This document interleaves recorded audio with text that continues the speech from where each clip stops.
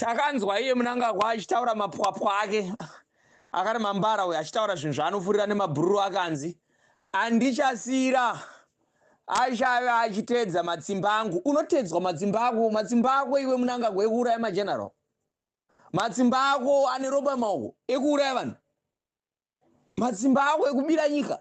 Don't play with us. I think it's been too long vanhu vachifunga kuti maZimbabwe akapusa. Vana vaZimbabwe vakaenda mbiri yekunzi vakadzidza stereki, but vazoenda mbiri yekunzi vakapusa. Vanotoreta nonsense yekutoreta madictator achita zvavanoda nenyika. Enough is enough. We are doing head on with you Mnangagwa. Kana ukanyeperwa nevanhu vachifunga kuti maZimbabwe akapusa, kana uchifunga kuti bamwe isu tinoteretenwa nepolisi yako, this time we are going to defeat them. I'm telling you. Let it be clear. Anomonaka. As long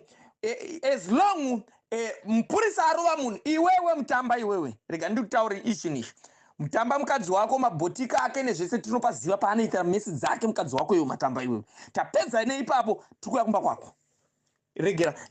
Kana uri mumwe Mutamba ka, taurira mapurisa ako kuti vaite order. I'm telling you. Because or else iwe utogona kuzviwa futi mapurisa ako aripo. Usafunga kuti pane vanhu vatori mamuri imomo vari kutoziva zviri kuitika. Don't play with us. We are not playing games.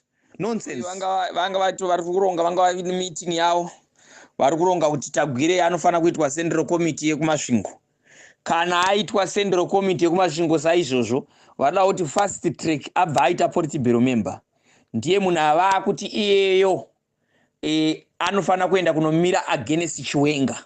Nokuti vakuona kuti nyaya dze2030 hadzichabuda, chinhu chaflopa chichakwanisika kuti ku2030 kuendwe.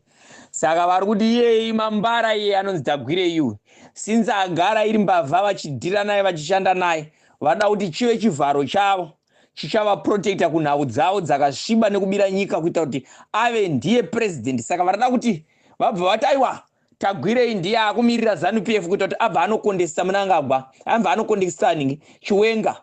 Nekuti vari kuona kuti nhau dzavo dze2030 hadzichaita sei, hadzichabudirira. Saka ndo nhau yavo iyoyo. Saka nhau yavo iri pakuti Mnangagwa akupanika nawo. Mnangagwa akupanika because ari kuziva kuti zvinhu hazvina kumira zvakanaka. Anogona kutandwa.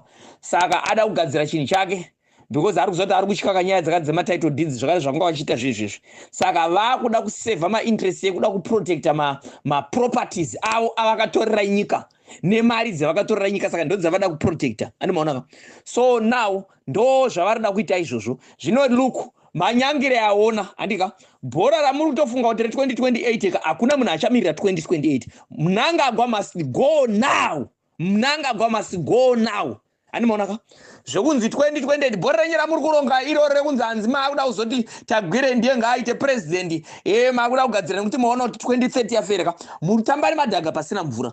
Mnangagwa must go now. From 31 hapana achadzokera kumba. We are going to fight until Mnangagwa is gone. Dakutokutaurira let atokundika. Kuna polisi iya inorasika zviri very legendary sekuita kuri kuita Mutamba kuenda kuno identify mayouth achishanda nabhururu wake akare Mambara uyu anonzi John Paradza kunotora mayouth achivafurira kuti tinokupfekedzai mauniform moita kunge muri polisi munodhira nevanhu nekuti polisi yacho haisi kudaka, havasi kuzvidaka izvi.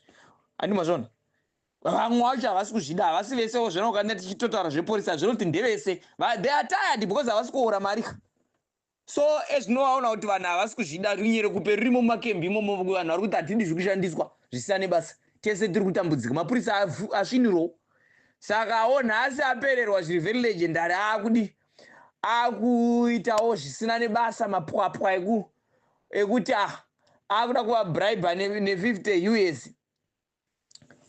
Saka imi mapurisa, mubvunzo wangu oti nekudzidza kwamunenge makaita kuti muzova mapurisa nekunotrena kwese kubraibwa ne50 US, kutengesa future yevana venyu nekuda kwe50 US, kutengesa future ye-incoming generation nekuda kwe50 US. Izvozvo zvokupuhwa 50 US ndo zvamunosikira muchiridza zvimasairini mufunga kuti vanhu vanotyika masairini serei. Vakapata zviri very legendary. Avo vari kupota vachitenderedza tumari vachidi izvo is not going to work. madrone ari kutumirwa muchaona zvenye madrone anenge aripo mapurisa esa anenge aita zvisane basa rese vamwe venyu ndo vachatungudza kuti iwe unogara kupi are going to deal with you vakomana vanosvika ipapo handi wazvona apa hauna kana chauinacho pamwe unenge wakapaka kamotikari panze uine kamubhedha nekaimba ikako vakomana vanosvika wobhomba ipapo pauri pacho ipapo vakomana handi unenge wasiya kamboma kako ekumwe kunhingiko vakomana vachadhira newe madrone achanga ari muground vacha-identifya handi manzwa vacha-identifya mapurisa anenge achirova vanhu kana anenge ada kuvhiringidza vanhu nemboma vamwe venyu ndo vanototi vari kutotipa information ezveti ane information yakawanda tatone mazita tikuzoti mapurisa akati togona kutokurovai futi before musati matomboenda before musa 31 vakaita zvekutamba nesu we are not playing games alright handi mazvona hatisi kutamba mapurisa ari kuda kuita zvisina nebasa rese achifurirwa zvisina nebasa. Do you think kuti vanhu vanotyisidzirwa nenyaya yekuridza siren? We are not playing games. Ngazvizikanwa izvozvo totaura so. Hadimaonaka. Let it be clear kuti mupurisa anenge angosumudza mboma yake achirova munhu chete wapera. Hadimaonaka. Wapera takutaurira. Wapera. This time we are ready for everything. Makambotyisidzira, but look, isu demonstration yetu atangoti iri very peaceful because zvirimo kamuconstitution kuti vanhu kana vakambunyikidzwa kodzero dzavo, vanhu kana vakambunyikidzwa mararamiro avo vane tendere kuti vademonstrate, but imi as long mada kutry kuprovoka vanhu kana kuda kutyisidzira vanhu, no, don't worry, we're gonna deal with you. I'm telling you. You see? Saka government yatiri kuda inoteera, tinoda kuti ive hurumende ino-respecta vanhu, ino-respecta mararamiro evashandi, inoziva kuti vanhu vanofana kurarama chekutanga pose. Hadimaona? Kwete kutora maminds kuinda munanga kwakangoziva kuti pakati pane zvicherwa anoenda unotora muchina ndiye waanotungamidza ipapo iye anenge achidya naye. So look, 80% yemachina ari kumaina muZimbabwe. We don't have personal hatred nemachina, but machina ari kushandiswa namunangagwa. Hadimaona ka? Yakaiti kutaurire manherano. We don't have any personal hatred nemachina. Hadimaona? But machina vazhinji vari kushandiswa namunangagwa. Akangoziva kuti pakati pane chakati chabuda, pakati pane gorodhi, pakati pane madiamonds, anotuma machina ndo anotungamidza. Omva tokupai protection ndemumaine but togovana nepakati. Kura kuti zvicherwa hazvichauya muhomwe yenyika, zvakuenda muhomwe yamunangagwa. So he's now rich. That's why ari kungomeya mari, ari kungopotsera mari pada. Urichi hwacho hauso kushanda. Ndo kuti ari kutora mari dzenyu ndo dzaanoenda, haikona ndo dzaari kushandisa.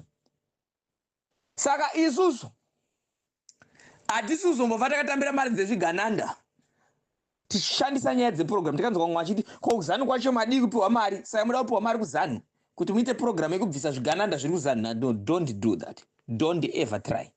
So let it be clear, munhu wese mumasiti musi wa31 anoona Mwari haabatsire mbwende. Dai David akanga ari mbwende haigona kubatsirwa pana Goliath, nekuti Mwari zvaanoita anokupa mukana wokugadzira chitava chako iwewe chokurovesa muvengi.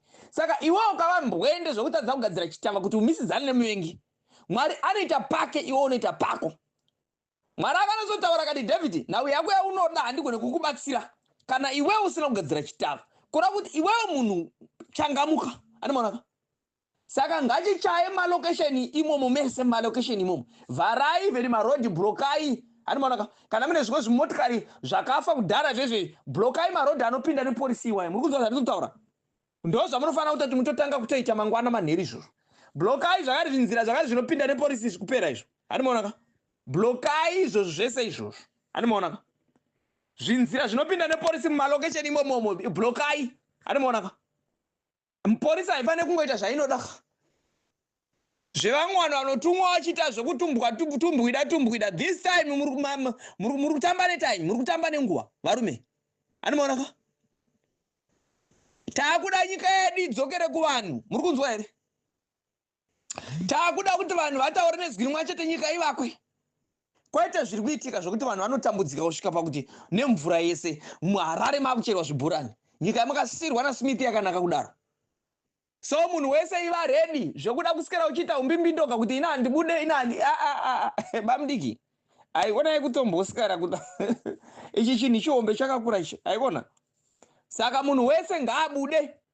Hapana munhu ari kuzosara kumba. Pauri ipapo mulokesheni imomo ngachichai, matai ngaapiswe, vharai marodhi kana pane zvimwe zvimotikari zvakafa zvezveblokai murodhi ese amunozoti anofamba nepolisi, blokai ikoko ari mazokwa blokai zvokutomboona tumbwida netwoti motikari tine picture yamunangagwa musi wa31 kuti provoka itsura kudzinga munangagwa wada kufamba nemotikari nemunangagwa musi inopiswa uri kuonaka.